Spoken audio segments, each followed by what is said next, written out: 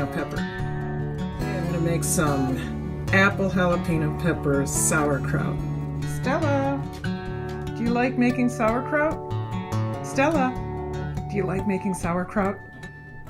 The first thing you're going to want to do is remove the outer leaves from the cabbage.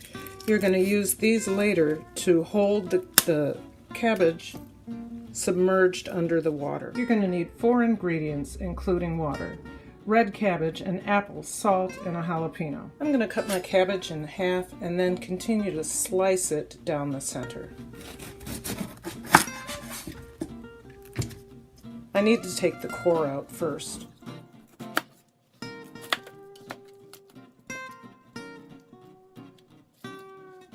Slice it down the center in quarters, and then begin to slice into very thin strips.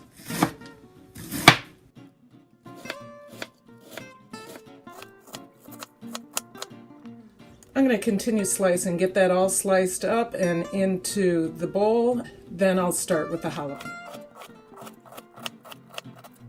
Cabbage is all sliced. I'm going to put it in the bowl and start salting while I cut up my jalapenos.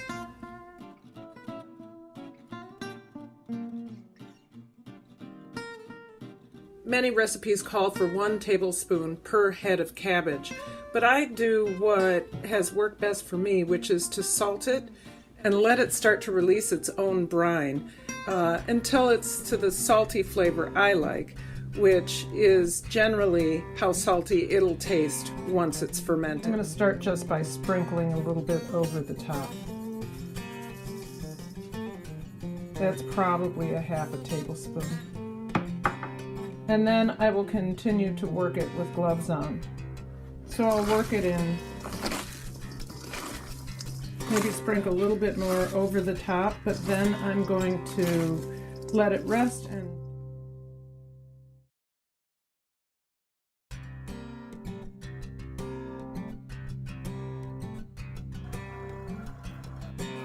put this over to the side. So we have 1 jalapeno. I'm going to cut off the top, split it open, and probably not cut out the seeds because I want this to be a spicier sauerkraut.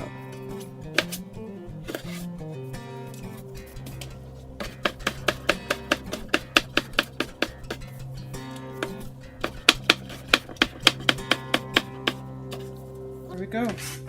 I'll mix those in with cabbage as the cabbage is releasing its juices, and then I'll cut up the apples right before I put them in the jar to make the apple jalapeno sauerkraut.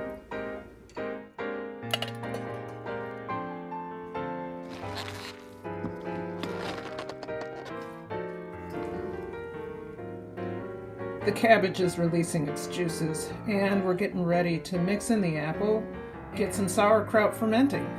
The way I tell whether it's salty or enough is I just taste it in its raw state, so that's what I'm going to do.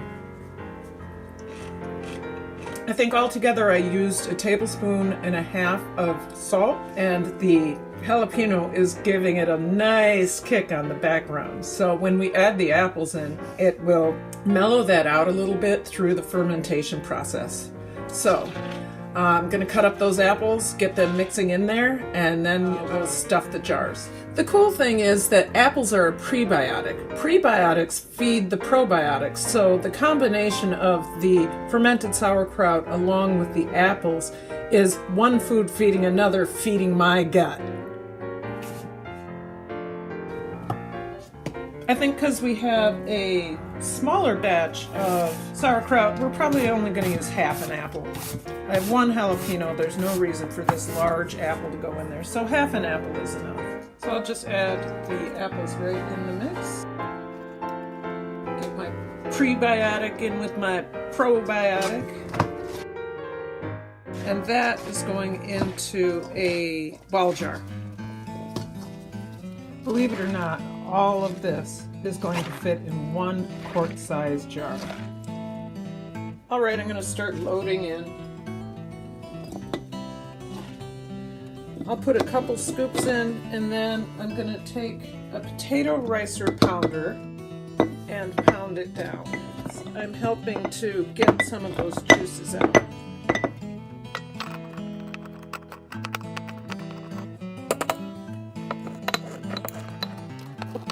See the juice coming up? Let's see if we can get that.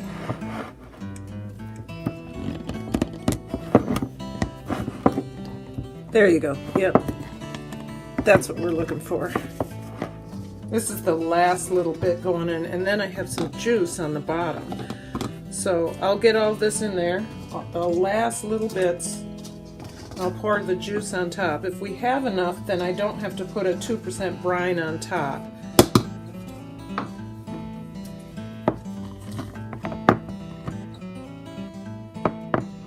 Oh, now it's really coming up. All right, let me get that little bit of juice in there. Let's see if we have enough. Ah, close. But you know what I'll do? I will use some juice from a previous batch to add it up. Then I'm going to put the cabbage leaves on top and press it down and put an airlock on it, and there we'll have it. This is another batch that I did on the 14th of October. I'm going to take about a 1/4 cup of the juice, and that will act as a starter for the new batch.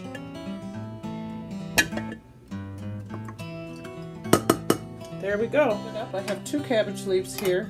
Fold it up, push it down over the liquid, submerging all of the vegetable below the liquid.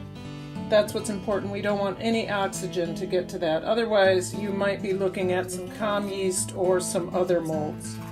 So 2 cabbage leaves pressed well below the brine line. You could put a weight on top of this, but all of my weights right now are being used for making beet kvass. So right now the cabbage leaves are enough, and this should be ready in 2 to 3 weeks. Some people would go ahead and start eating it after a week, but for me it's really not ready until 2 to 3 weeks after the start of the fermentation, which in Minnesota it may not start fermenting for a couple days because it's pretty cool outside. It's below 20, and that means my house is pretty chilly.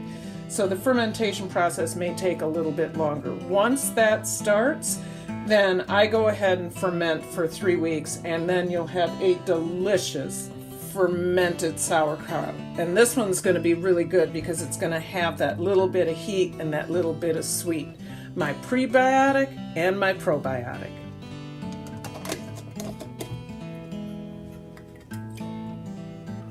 My airlock, get that in place. As soon as you start seeing bubbles, that's when it started fermenting, and I count 3 weeks after that. Here's a look-see at a previously fermented batch. It's got a beautiful red color, a snap to the bite, and it is super tasty.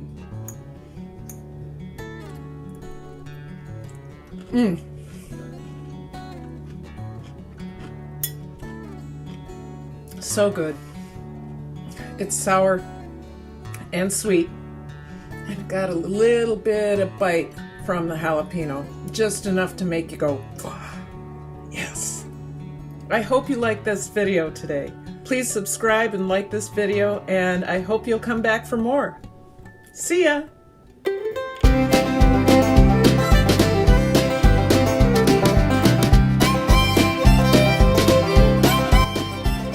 Apple Halloween. Halloween, huh? Halloween. Jalapeno. Halloween. Apple Halloween. I did it again.